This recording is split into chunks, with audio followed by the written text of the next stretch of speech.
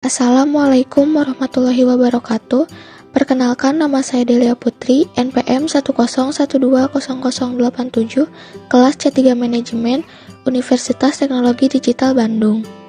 Halo, perkenalkan nama saya Kania, NPM 101200039, kelas C3 Manajemen. Dalam video ini, kami akan menjelaskan mengenai kepribadian dan emosi. Video ini kami buat untuk memenuhi tugas evaluasi tengah semester mata kuliah perilaku organisasi. Kepribadian adalah pola perilaku, pikiran, dan emosi yang unik dan relatif stabil, yang ditunjukkan oleh seseorang. Determinan kepribadian. Yang pertama, hereditas, yaitu diturunkan dari orang tua dari struktur molekul dari gen dalam kromosom. Yang kedua, lingkungan, yaitu kebudayaan, pola asuh, norma di tengah keluarga, teman, kelompok sosial, dan pengaruh lain yang dialami. Yang ketiga, yaitu mempengaruhi dampak hereditas dan lingkungan terhadap kepribadian. Sifat-sifat kepribadian atau personality traits. Ciri-ciri menetap yang menjelaskan perilaku seseorang semakin konsisten. Ciri-ciri tersebut dan semakin sering muncul dalam situasi yang berbeda-beda. Semakin penting pula sifat-sifat ini dalam menjelaskan diri seseorang. 16 primary traits. Myers-Briggs Type Indicator yang terbagi menjadi 4. Yang pertama, tipe interaksi sosial. Yang kedua, preferensi dalam memperoleh data. Ketiga, preferensi pengambilan keputusan. Serta yang keempat, gaya pengambilan keputusan. Kemudian yang kelima, The Big Five Model. Atribut kepribadian utama yang mempengaruhi perilaku organisasi. Pertama, locus of control. Yang kedua, Machiavellianism. Yang ketiga, self-esteem. Yang keempat, self-monitoring. Yang kelima, risk-taking. Yang keenam, tipe A personality. Type A personality yaitu bergerak, berjalan, dan makan dengan cepat atau bergegas, merasa tidak sabar dengan irama atau kecepatan dari kebanyakan peristiwa, berusaha berpikir tenang atau melakukan dua hal lebih sekaligus, tidak dapat menikmati waktu luang, dan terobsesi dengan angka-angka, mengukur keberhasilan mereka dari berapa banyak yang mereka peroleh. Type B personality, yaitu tidak pernah menderita karena waktu dan ketidaksabaran, merasa tidak perlu menunjukkan atau membicarakan keberhasilan atau prestasi mereka, kecuali situasi mengharuskan mereka melakukannya. Bermain dengan bergembira dan relaksasi, ketimbang menunjukkan keunggulan mereka dengan segala cara, dan dapat bersikap santai tanpa merasa bersalah. Mengenai emosi, ada 3 istilah yang berkaitan. Yang pertama, efek atau rentang perasaan yang dialami oleh seseorang. Kemudian yang kedua, emotion atau perasaan mendalam atau intens yang diarahkan kepada seseorang atau sesuatu. Yang ketiga adalah mood atau perasaan yang cenderung kurang mendalam ketimbang emosi dan tanpa stimulus kontekstual. Kemudian, emosi positif dapat meningkatkan prestasi kerja, sedangkan emosi yang negatif dapat menghambat prestasi kerja. Yang pertama, emotional labor, yaitu situasi ketika seorang karyawan mengekspresikan emosi yang organizationally desired selama berlangsungnya interaksi interpersonal. Yang kedua, felt emotions, yaitu emosi sesungguhnya dari seseorang. Display emotions adalah emosi yang organizationally required dan dianggap tepat dalam sebuah pekerjaan tertentu. Yang keempat, emotional intelligence, yaitu keterampilan, kapabilitas, dan kompetensi non-kognitif yang mempengaruhi kemampuan seseorang untuk berhasil dalam menghadapi tuntutan dan tekanan lingkungan. Ada 5 dimensi kecerdasan emosi, yaitu kesadaran diri, kelola diri, motivasi diri, empati, dan keterampilan sosial. Ada 6 emosi universal. Ada bahagia, terkejut, takut, sedih, marah, dan jijik. Persepsi dan pengambilan keputusan individual. Persepsi adalah suatu proses yang digunakan seseorang untuk memilih, menata, dan menafsirkan informasi. Persepsi penting karena perilaku orang didasarkan atas persepsi mereka tentang realitas, bukan realitas itu sendiri. Faktor-faktor yang mempengaruhi persepsi. Yang pertama ada target, yaitu kebaruan, gerak, suara, ukuran, latar belakang, dan jarak. Yang kedua ada perceiver, yaitu sikap, motif, minat, pengalaman, dan ekspektasi. Dan yang ketiga, the situation, yaitu waktu, setting pekerjaan, dan setting sosial. Persepsi dan judgment. Yang pertama, teori atribusi, yaitu ketika seseorang mengamati perilaku, ia mencoba menentukan apakah perilaku itu disebabkan oleh faktor internal atau eksternal.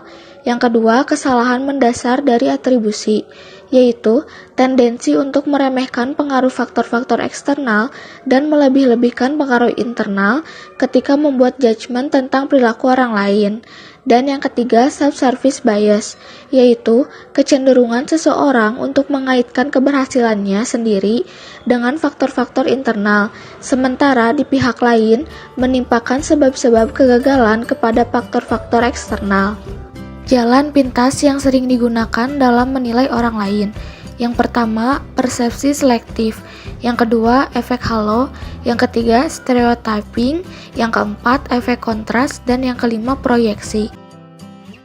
Meningkatkan akurasi persepsi. Pertama, kenali dirimu sendiri. Kedua, bandingkan dengan persepsi orang lain. Ketiga, manajemen keragaman.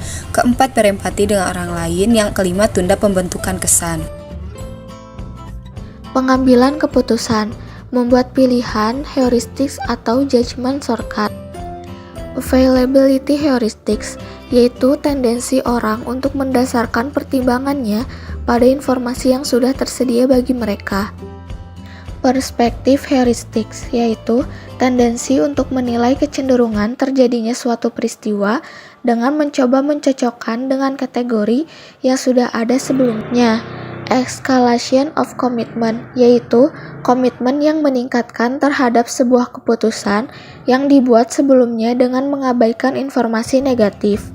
Langkah-langkah dalam model pengambilan keputusan rasional. Yang pertama, definisikan masalah. Yang kedua, identifikasikan kriteria. Yang ketiga, alokasikan bobot untuk tiap kriteria. Yang keempat, kembangkan alternatif.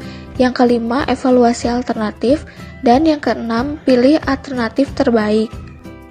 Etika dalam pengambilan keputusan. Seseorang dapat menggunakan 3 kriteria yang berbeda dalam membuat pilihan-pilihan yang etis. Yang pertama, kriteria utilitarian atau keputusan dibuat semata-mata berdasarkan hasil atau konsekuensinya. Kedua, kriteria hak, keputusan konsisten dengan hak dan kebebasan fundamental sebagaimana ditetapkan dalam dokumen seperti dokumen HAM. Yang ketiga, kriteria keadilan atau keputusan yang dibuat adalah keputusan yang mendorong penegakan aturan secara fair dan objektif sehingga tercipta distribusi manfaat dan biaya secara adil. Kendala-kendala organisasi dalam pengambilan keputusan, yaitu 1. Evaluasi kerja, 2. Kendala waktu, 3. Kendala historis, dan keempat, sistem imbalan. Kreativitas adalah proses penciptaan produk, gagasan, atau prosedur yang baru dan original, dan secara potensial relevan atau berguna bagi sebuah organisasi. Faktor-faktor organisasi yang mempengaruhi kreativitas: tantangan, kebebasan, sumber daya, karakteristik kelompok kerja, supervisi, dan dukungan organisasi. Penghalang kreativitas. Yang pertama, expect evaluation. Yang kedua, pengawasan. Yang ketiga, motivator eksternal. Yang keempat, kompetensi. Dan yang kelima, pilihan yang membatasi. Sekian video mengenai kepribadian dan emosi dalam mata kuliah perilaku organisasi. Tunggu dulu. Kita punya informasi nih mengenai perkuliahan yang recommended di Bandung. Kita akan kasih tahu, tapi tonton sampai akhir ya. Digitech University atau Universitas Teknologi Digital Bandung merupakan hasil penggabungan dari 4 perguruan tinggi yang masing-masing diselenggarakan oleh badan penyelenggara yang berbeda, yakni STIS Tembi Bandung atau Bandung Business School dengan badan penyelenggara Yayasan Puncak Prestasi atau YPP AMIK Khas Bandung dengan Badan Penyelenggara Yayasan Khas Indonesia, dan AMIK YMI Tegal dengan Badan Penyelenggara Yayasan Masyarakat Madani Indonesia Baru. Digitech University berlokasi yang pertama di kampus 1 Jalan Cibogo Indah 3, Bodogol, RT 08, RW 03, Kelurahan Mekarsari, Kecamatan Rancasari, Kota Bandung. Kemudian, kampus 2 berlokasi di Jalan Buah Batu nomor 26, RT 003, RW 007, Kelurahan Buranggrang, Kecamatan Lengkong, Kota Bandung. Program studi yang tersedia di Universitas Teknologi Digital Bandung yaitu S1 Akuntansi, S1 Manajemen, S1 Hukum, D3 Manajemen Perusahaan, dan S2 Manajemen Inovasi. Untuk informasi selengkapnya, kalian bisa mengunjungi website resmi Universitas Teknologi Digital Bandung. Mengenai masalah biaya serta link untuk pendaftaran, bisa langsung kontak kami di email yang tertera serta nomor yang sudah tertera di dalam video ini.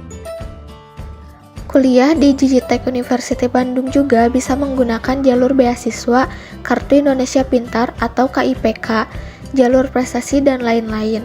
Ada kelas reguler dan juga kelas karyawan. Kuliah dijamin nyaman dan kampus sudah memiliki akreditasi yang baik.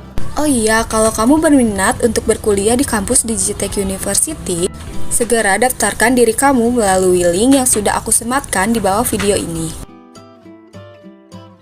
Sekian yang bisa kami sampaikan. Terima kasih sudah menonton. Kita pamit undur diri. Wassalamualaikum warahmatullahi wabarakatuh.